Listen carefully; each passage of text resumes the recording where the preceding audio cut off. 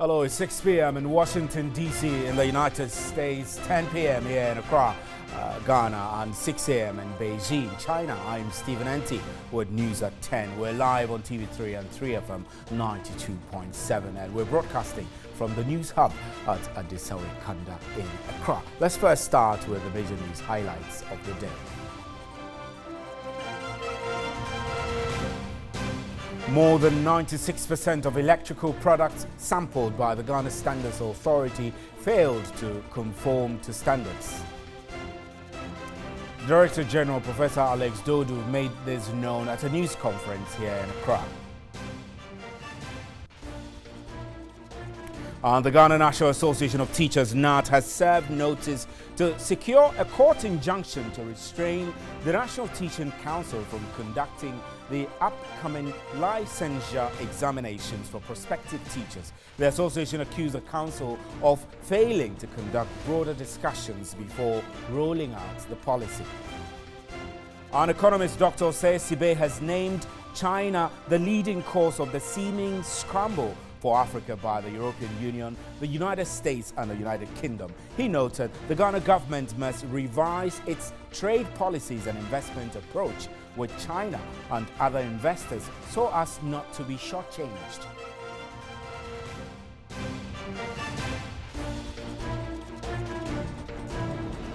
And customers of First Allied Savings and Loans Limited in Takoradi besieged the premises demanding for their deposits. The customers who are unable to withdraw their money have accused officials of the bank of breach of contract.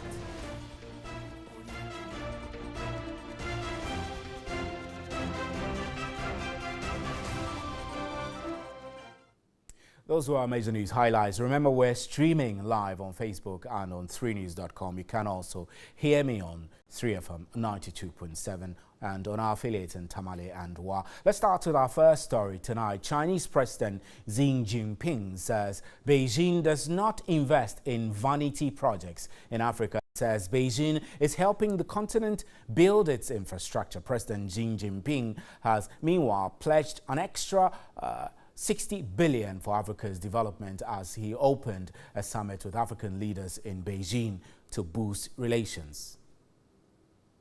China is the single largest bilateral financier of infrastructure in Africa, but critics warn that African nations have been going into unsustainable levels of debt with the Asian giant. Mr. Xi admitted there was a need to look at the commercial viability of some projects and make cooperation more viable.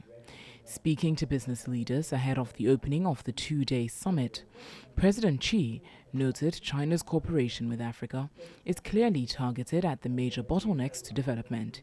He said resources for cooperation are not to be spent on any vanity projects, but in places where they count the most.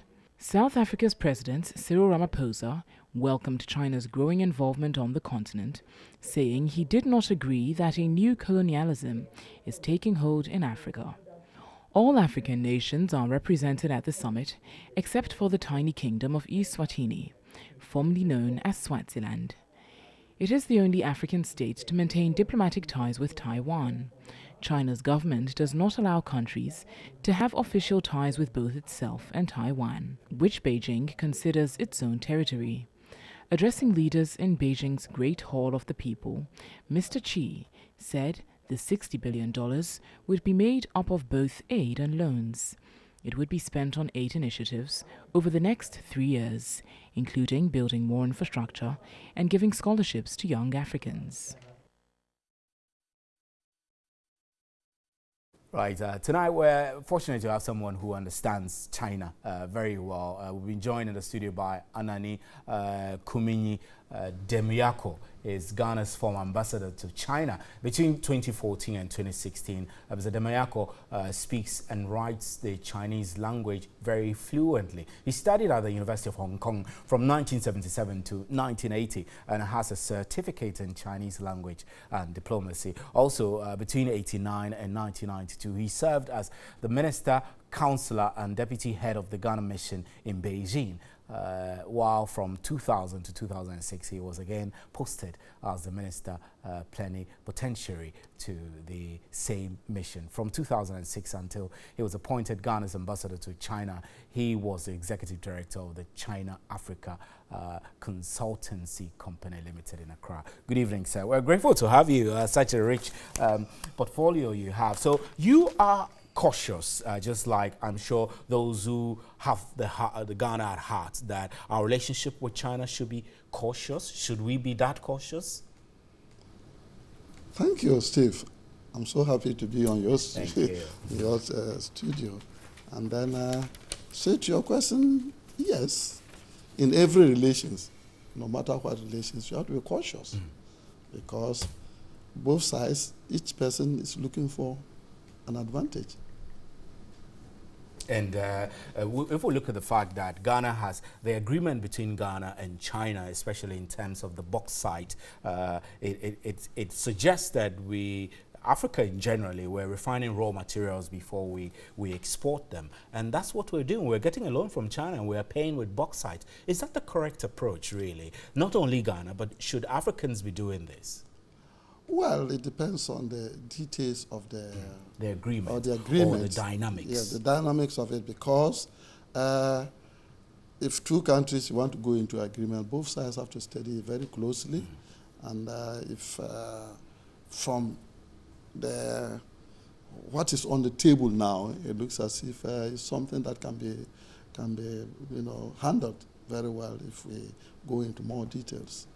So the impression I get is that the relationship with China is not a bad one, like perhaps the West would like us to believe that China is spending so much in Africa and targeting vanity projects. The Chinese premier himself said that, no, China is not interested in that. Should we be cautious, really, and redirecting the loans and financial assistance we get from China to what benefits us and not necessarily the other way around? I think what is the word cautious should not be. We should package ourselves well. Because we are the ones going to look for the loans or the assistance. So before we go, we must know what we require. Then we put our case to them very clearly. And I think that is where sometimes we fall short. The Chinese are ready to listen. They're friendly. And I think the West is quite exaggerating it. Because my experience of China, they are always ready to help and they identify with Africans because we have the same historical background. Let me ask that question again and quote directly from President Xi Jinping. He told the 2018 Forum for Africa-China Cooperation that China does not invest in vanity projects in Africa, but rather helping build its infrastructure, helping build Africa's infrastructure. To what do we owe China to help Africa build its infrastructure? Friendship, international support, and we're there for China when they need us. International fora, I think your viewers would, to bring them back, Ghana and Africa were at the forefront of getting China into the UN and for the UN Security Council. And for that, China has always been very grateful. And then when you look around, anytime that we have problems in Africa, China is around to help. Liberia, the Ebola is one good example. A lot of people lose the fact that it's China that has stopped this piracy in Somalia. There was so much piracy, the Horn of Africa, until China sent its navy. And since then, they've been able to put a stop to the piracy, kidnapping, and what have you. But the China's profile, it does appear, is not looking too good in terms of its own debts. So here we are, China, the premier is promising that there will be debt write-offs for Africa and all of that, some kind of debt write-off. Should we take this with a pinch of salt, considering that China itself is overwhelmed with its own debts? Well, China is not overwhelmed with its debts. China always packages its debts in a way that they can manage it. back to your question about vanity, I want to say when they talk about vanity projects, they mean to say over the last, earlier in the 90s, they were doing the vanity projects, and that involved something like stadia, theaters. Now they see them as vanity projects. Now they want to shift to help us in our infrastructure, because China itself has developed because of the strong infrastructure that they have. In fact, in 1980, the early 80s, when they started their opening up policy, they targeted building infrastructure, and they had infrastructure all over the place in terms of electricity, roads, railways, and even up to date, they keep strengthening their infrastructure, because the Chinese have a saying that if you want to develop, first build a road. And if you build a road, it will be used to expand your economy. Interesting. Now, I know that a lot of African countries are doing the kinds of engagements we have with China involve build, operate, and transfer. When the Americans go into China and manufacture or implement or construct or build an infrastructure, they put it at emphasis to share the technology. Should Africa be following suit in this kind of arrangement, where we would rather share the technology rather than sit back for the Chinese to build, operate, and transfer to us and leave? Yeah, in fact, BOT, build, operate, and transfer, is one of the best ways of technology transfer, because while the person is building, you are learning from the person, and then while he's operating, you are learning from him to operate. Then finally, when it's transferred to you, you would have learned the technology. But if you're just going to take a loan, let them come and build a road, they build it and they're gone. And so much so that even when you have a problem, you don't know how to repair it. So in actual fact, BOT is very, very useful to Africans. And I think that is the way we should go. That is the way we should go. Is that what will benefit us the most, considering that we have our own problems with technology? I mean, equipping our citizens and our professionals with the skills that they need to sometimes operate these technologies that are put in place by the Chinese. Yeah, I think that all we have to do is to set the rules. If we give you a BOT, like China itself did, okay, you come in with the funds, the senior engineer, but the deputy must be Ghanaian. The accountant, but the deputy must be Ghanaian. If you say it is the project manager, the deputy must be Ghanaian. So all we have to do is to put the whole package into place. Then while we are building, the deputy is always with the chief engineer and learning. This is what we don't do, because we just leave them, they get onto the road and construct. And then even sometimes when they invite our engineers, you'll be surprised. They are not willing to go, because they say the sun is too hot. Because the Chinese will sleep in the bush, they work late. Most of our engineers, prefer to be in air-conditioned rooms. I'm sorry to say, but that is a fact. Now, I know that with I recall that with the advent of the credit crunch, which hits the global markets, a lot of donor supports to Africa, Ghana, were reduced. Donor support from the United States, from the United Kingdom, from Danida and other partners were all reducing. Would you say that China is coming now to fill that void?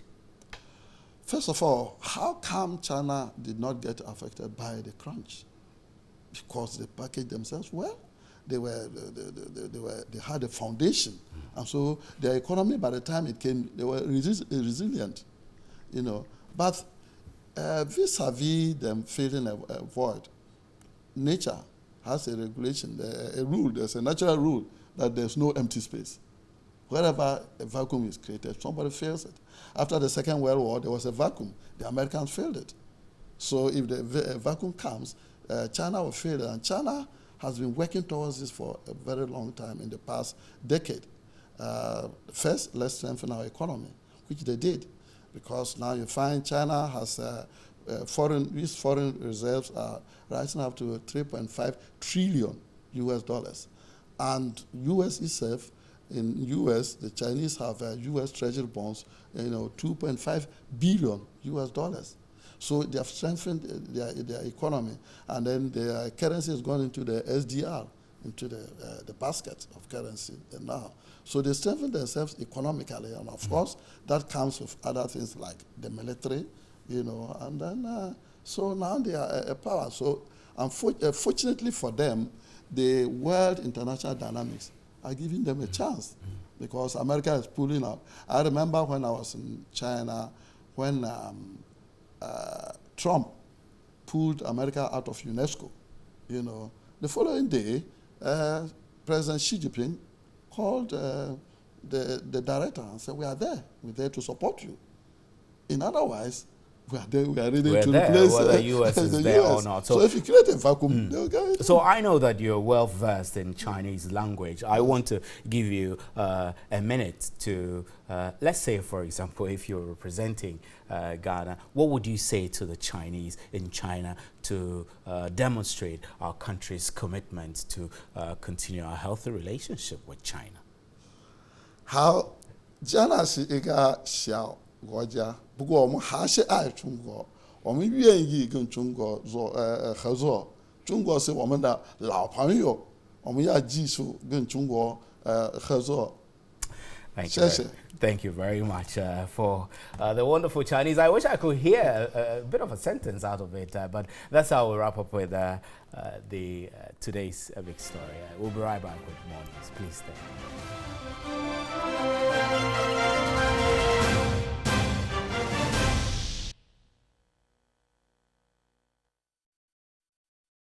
Welcome back. Now, the Ghana National Association of Teachers, NAT, has served notice to secure a court injunction to restrain the National Teaching Council from conducting the upcoming licensure examinations for prospective teachers. The association accused the National Teaching Council for failing to conduct broader discussions before rolling out the policy. General Secretary of NAT, David Oforie-Champong, spoke exclusively to our correspondent, Daniel Opoku. The licensure exam has been scheduled for next week, although the teacher unions, comprising NAT, NAGRAT and CCT Ghana, have called for the suspension of the policy. NAT argued the document on the exams has not been thoroughly discussed by stakeholders. You can acquire the knowledge with the certification you get from the recognized university, but the skills, you get it out there. So if you tell somebody that he has acquired the knowledge, you've not exposed him to the real job situation, and he should come and write an examination, which will guarantee that he's a professional. It's something that we don't understand. It's again noted the NTC is implementing a draft document which has no legal backing. These are not the finality. If we have had a discussion over the years and this document is there and we have all perused the document and we think it's okay, let's adopt it. But you don't keep it there and say that you have this document and therefore you are hitting the road running. When there's a problem that emanates from this document, how are you going to address it? Despite protests by some sections of prospective teachers, others have begun registering for the exams. NAT has since petitioned the NTC to resolve challenges associated with the conduct of the exams or risk legal action. I've written a letter to the NTC. I've copied the Honorable Minister of Education. NTC is supposed to be an advisory body to the Minister of Education. We have raised issues in our letter. I think the Honorable Minister will see this letter on his table. And they might have been talking about it and they might invite us for a discussion. We hope that we'll be able to get a resolution to the problem. But I've said, if it doesn't happen, we'll find appropriate means of making sure that these exams don't take place. Passing the licensure exam is one of the conditions for the issuance of professional teaching license and registration numbers to qualified trained teachers. The Minister of Finance, Tekpe, says no minister has the power to change the public accounting methodology or fiscal methodology used in computing the national debt stock without recourse to due process. He was debating the controversy surrounding the total public debt as of December 2016. Tekpe spoke to Alfred Okanse. The country's total debt as of December 2016 sparked controversy at the Public Accounts Committee sitting in the week ending August 17, when the chairman of the committee, James Aveji, accused the Finance Minister, Ken Ofori-Atta, of deceiving Parliament on the country's public debt. The 2017 budget statement, which was presented to Parliament, indicated that the country's debt as of December 2016 stood at 123.3 billion Ghana cedis, but the Controller and Accountants General Department in its 2016 report on the Consolidated Fund reported that the debt stood at 120.3 billion Ghana cedis, a figure which was also verified and confirmed by the Auditor General's Department. Sharing his view on this, former Finance Minister Setekwe noted that both the Controller and Accountant General and the Auditor General were right in using the end December 2016 exchange rate and not the end March 2017 exchange rate, as the minister is reported to have done in the 2017 budget. We have always used the end period exchange rate to do the calculation. And so to change and use an exchange rate which is from December, end March, which is a forward rate, is an anomaly. So the point I was making, and mind you, this came out at the Public Accounts Committee, where Honorable Aveji, who has insight into some of these things, raised it. But I think it's important to note that the Controller and Accountant General, as well as the Auditor General, used end to December.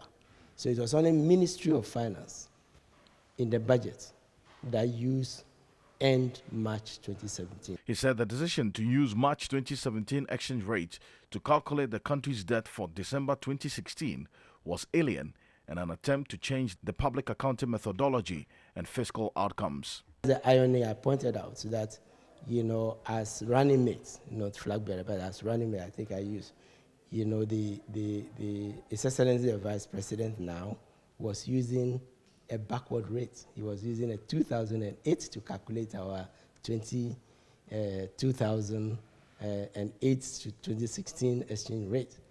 Now in power, you use a forward exchange rate. So you were using a low exchange rate to show that you had performed better. You are in office, and because the low exchange rate, the lower exchange rate, which is end December, will reflect well on the NDC, you decide to use a higher interest rate, which is end March, to show the numbers. There's no consistency. That's another thing.